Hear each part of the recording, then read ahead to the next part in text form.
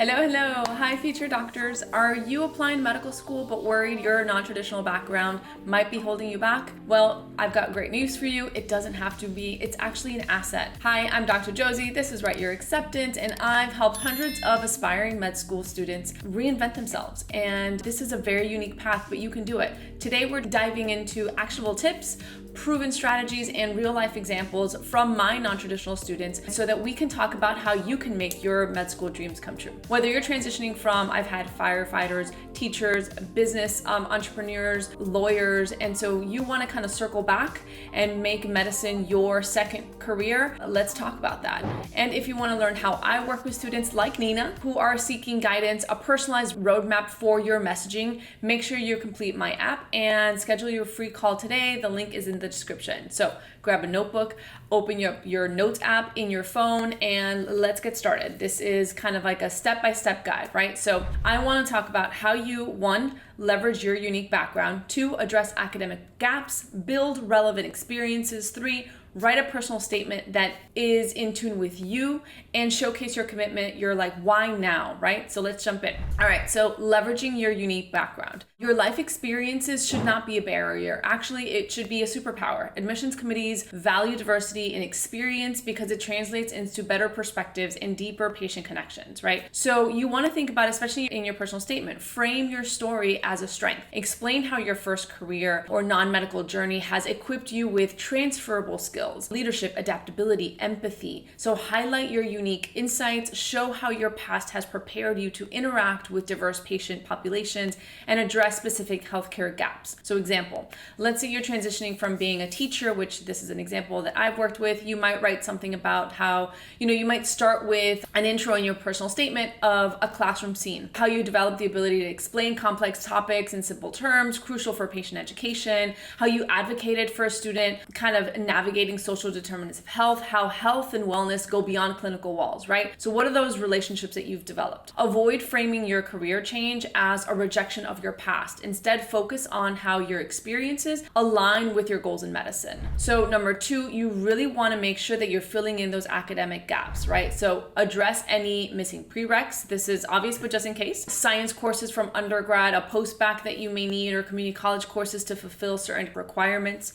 Be strategic. Take specific science courses close to when you're going to take your MCAT so that your material is fresh. Also check in with the pre-health office in whatever institution that you're at to see whatever you're missing, right? Set aside for MCAT 3 to 4 months minimum for focused study, but do check out MCAT prep companies. This is not my wheelhouse, but I know that my students have worked with excellent study plans and MCAT practice tests and online courses out there. So another kind of pro tip that I've seen students do is maybe joining an accountability MCAT group to keep motivated and to kind of, learn from each other, but also just stay accountable. I'm not kind of, in this space specifically, but it's definitely kind of a hurdle that you want to kind of manage, and it's a multi-month process. So you want to kind of think about that. So after completing a post-bacc program, scoring a 510 in the MCAT, one of my students used her communication skills to shine in her personal statement interviews, right?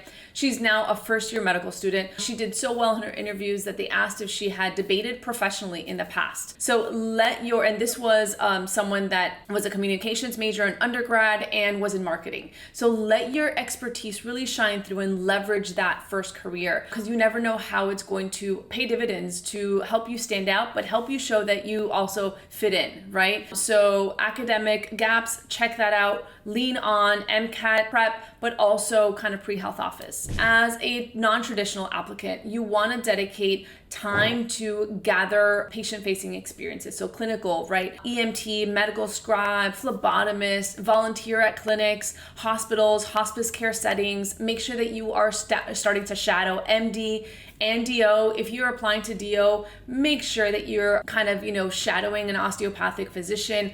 Get involved in kind of a health-focused way with your community. Free clinics, service initiatives, food banks. I've seen community education programs. One of my students, a former accountant, actually volunteered at a free clinic to help patients with financial literacy. And some of the patients that they worked with that they talked about in their personal statement was financial literacy based on healthcare costs. So think about how your commitment to patient advocacy through, different volunteer and clinical experiences could be kind of impactful and meaningful in your application. Number 4, which is really where I come in, or where I start coming in for students, is how you kind of craft your messaging and start writing that stellar personal statement, right? So you have all of these experiences.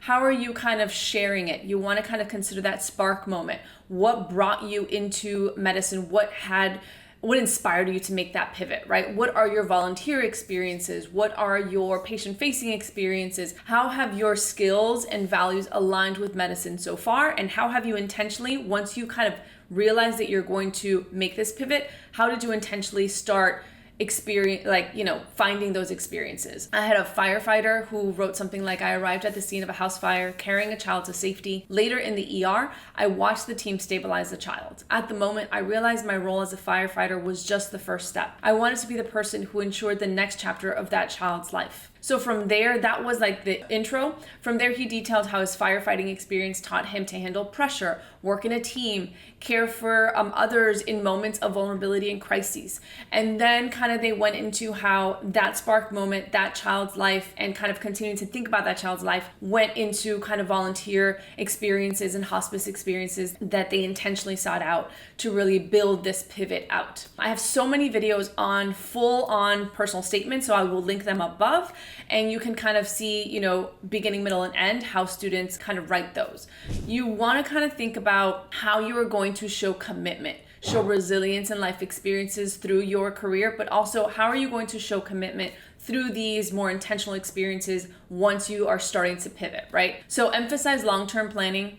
Show how you've been preparing for this transition in deliberate steps. Focus on your contributions to the field, but not just kind of what you'll gain from it, right? What I mean is kind of you want to kind of think about why now and addressing why now in your personal statement. So think about how I had a former nursing student who was raising 2 kids. She described kind of how she was managing her time and how she learned empathy with patients and how she wasn't ready. And then one specific patient working in an underserved community near her house really kind of sparked that moment for her. And then and everything fell into place. And so she has this kind of moment in her non-trad personal statement where she says, now is the time and this is why. If you are applying this cycle and you want more kind of tailor-made, specific to you guidance on messaging, definitely grab your spot on my calendar. I have the application down below and we can, chat in a free call and chat about how we could potentially be a good fit. If you want to have more content like this, definitely subscribe, give us a like, share with your pre-med friends. I hope this was helpful. I'm throwing a lot at you because there is a lot to do, but you want to kind of think about this as a marathon, not a sprint. So once you start making these decisions, you want to start planning out in chunks of months, right? So that you can intentionally and mindfully do all of the kind of experiences, gather all of the commitment-driven life experiences that you want to serve as a foundational kind of support to advance and realize these dreams. Good luck, good luck. I love chatting with you guys and I love working with everyone on their pre-med journeys. I feel so fortunate to be part of your story or be honored to listen and help you package your story. So if you have any questions on your specific journey and you want to chat, definitely grab your spot on my calendar and we can see if we're a good fit to work together. Good luck and take care. I'll see you soon. Bye.